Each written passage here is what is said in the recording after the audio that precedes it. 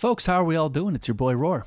We're here to check out an original song from Nerissa Ravencroft. I don't know if I ever checked this out before. I feel like I checked out her 4-song EP when it dropped, because I remembered, while I forgot the title, I described it in a previous video, and then someone pointed out what the title was. It was very sort of electro swing, very jazzy, really fit the structure of her voice really well. So I had checked that out, and that was part of that EP, so I believe that was something I'd already looked at on my previous channel, but I don't feel like In My Feelings was something I checked out. I want to give it a shot, though. I want to see what she has to say, so let's just jump into it. Oh, there we go.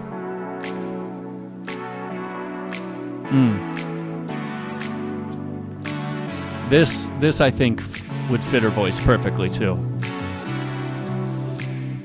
Can't believe the words that came out of your mouth. Ooh. Never thought that what we had would go this route. Can see the clock is ticking, but I just can't stop thinking. Every little memory's tormenting me. Ooh, first of all, I love in lo-fi, in city pop type stuff, when you have the drums just kind of like just kind of doing its own thing, not really just 1 and 2 and 3 and 4 and 1 and 2 and 3. It just kind of adds a little bit of pizzazz to it. And the reason why that's so great is because that gives you, especially if you're aware of your structure of the instrumental, and you know, hey, I have this whole line to say all these words, you can really play with the timing. And she does that in spades. She kind of sticks to a particular flow with these first few lines, but then she kind of adds her little pizzazz with, like, maybe not starting on the 1, maybe going on the 2, maybe saying something quick on the 1, and then slow it down on the 3 and 4. You know? Like, let's check this out. Let's really get into this. Never thought that what we had would go this route. Yeah. Da-ba-da-ba-da-ba-da-ba-da mouth. Never thought that what we had would go this route. So she's kind of da-ba-da-ba-da-ba-da-da-da. Keeping that kind of flow. Can see the clock is ticking, but I just can't stop thinking. Da-da-ba-ba-da-ba-da, da-da-da-da-da-da. Like this, it's, you know, so it's a different flow pattern. Really, really nice. She flowed over it just fine. Every little memory's tormenting me. Yeah. So how she held out tormenting could have been done in a variety of ways. Every little memory's tormenting me. You know, she could have gone, every little memory's tormenting me. However, there's a variety of ways you could do it. And I think that's one of the beautiful things of instrumentals that are, generally speaking, very laid back. It's what's great about lo-fi. It's great with a lot of city pop. It's just there to be, okay, this is kind of a moment where I can play around with the timing. I can handle it the way that I want. And for someone like Nerissa, who is clearly talented with how she sings and how she carries herself on her music as well, even though everyone else in Advent is very talented, you can tell she's not holding herself back. I wouldn't be that. I wouldn't argue that. That's just rude. She is very capable. There's not much that she wouldn't be able to do. But, you know, this is where you can kind of just let it go. You can just kind of showcase talent and ability.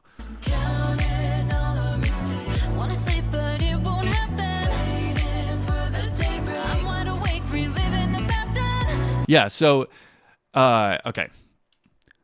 Wanna sleep, but it won't happen. I'm wide awake, reliving the past, and I want to sleep, but it won't happen. I'm wide awake, reliving the past, and she could have said it exactly that same way, but she didn't. Why? Because she's a G, all right? And also, I'd hate to think she just fell out of a building or something. Ooh, that's... Actually, you know what? So long as we're talking about that, that's an incredible metaphor.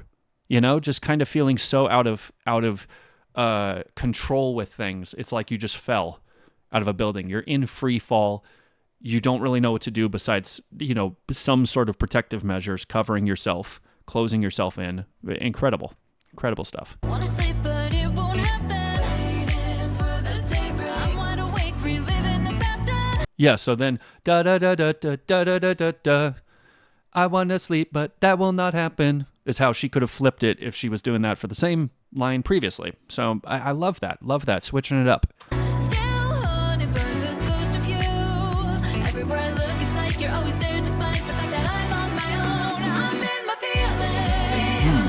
Like rainbow on the ground, they're soaking through the sheets and drenching every single inch of me. I'm in my feelings. It's falling all around inside this never-ending downpour. It's a no escape to hope for. I don't even want. I like that analogy of feeling like you're drowning in your feelings, similarly to just being drenched outside. There's a moment where, if you've ever been in a downpour like I have, even if you have a really nice jacket on, right? There's a moment where you are just painfully aware, I'm just getting soaked. So you kind of stop trying to like walk really quickly to get to your destination because you're like, I'm just wet. And me trying to run faster to alleviate how wet I'm going to be is not going to happen. I just need to just keep going. Okay, well, I'm going to slow it down a little bit, resign to the fact that I'm already wet. We're just going to keep going. That is such a great metaphor with depression, where you can get so caught up in it and so drenched in it, you resign to the feeling. That's horrible, but that's how a lot of us are. Man. If you've ever felt that way, comment downpour, so I know you guys got this far. Look you in the eyes, thinking about the night you left in July. That morning I'd awoken, my heart that first and broken, feeling I could drown in the tears I'd cried. Ooh. Sinking down in the flow, like I'm submerged in water, chilled straight down to the bone, struggling to breathe, just thinking about it. Still haunted by the ghost of you. Everywhere I look, it's like you're always there, despite the fact you left me alone. I also love the fact that, dang it, I always forget every line. I don't know what the deal is. Hold on. Yeah. Everywhere I look, it's like you're always there despite. So you're accenting an inner rhyme scheme. Everywhere I look, it's like you're always there despite. But then the way that she quickly ends these statements, these last two lines, is very, very cool. It's different than how you would, again, it's a variety of ways you could do it. And the way she chose to do it was really, really cool.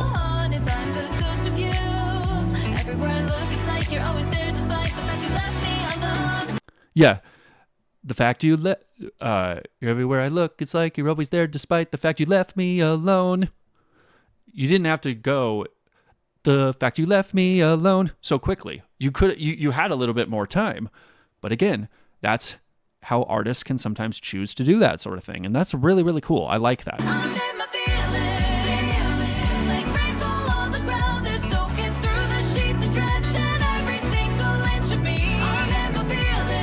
Ooh, and have you ever been in that situation? You're sweating, or you're crying in your bed, and those tear stains are going to be there. So you can't really return to that side of the bed without it being wet. And you're just like, ugh. It's just another facet of how we can just be so drenched in the feelings that we have and the struggles that we go through. You know what? I'm going to say this, because I've always felt like whenever an artist chooses to really get emotional about something, it normally just rips my heart out. But I feel like for someone like Nerissa to write a song like this, first of all, she's doing it in a professional capacity. Her voice is just carrying. It just sounds incredible, right? It feels polished in its own way, which isn't a problem. I don't feel like that's a bad thing. It just feels like when you get a song like Ayin, I forgot how it's spelled, but that one song by Hako Spells where she just wanted to sing something, not even have words.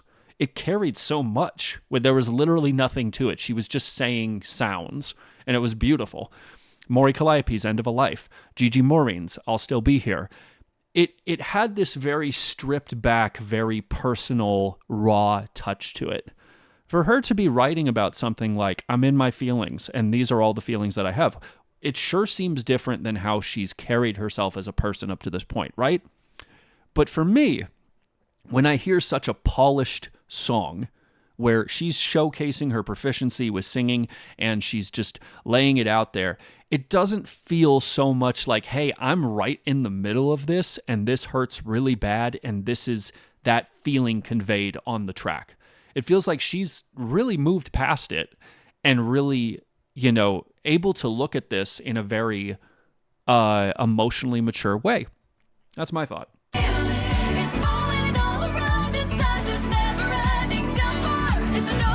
Not to say that there isn't feeling in this, right? It's not to say that she's, completely unscathed from it, because I know how dealing with people can be. You can have trauma that lasts for years because emotions don't give a damn if you've processed it mentally. It can cycle however you want. I had a family friend pass away a couple years ago. He was monumental with my upbringing. I knew his kids growing up. We were best friends. And for him to pass away in circumstances that really felt confusing, it still hits me every so often. I'll just be working and I'll hear his voice. Smack. Hits you out of nowhere. It doesn't mean that either one of us is failing, quote unquote, to adjust. It's just acknowledging that those feelings can come up anywhere. Is there no escape from this? I've mentally processed this. I've gone through this, but I still see you everywhere. What's going on? I love it.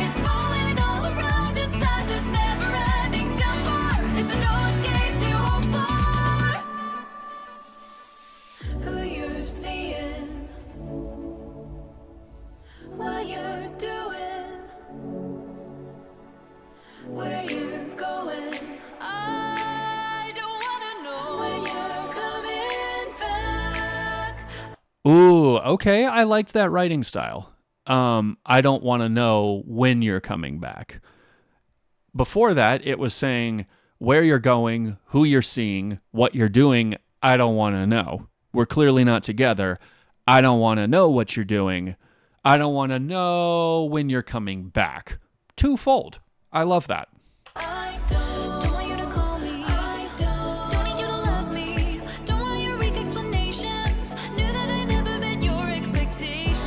Now I just want you out my head. Wanna move along, carry on, hold my head high. But I'm in my feelings. Hey, you know what? That's just honesty right there, man. You can have all the logic you want and have all the mental capacity of understanding.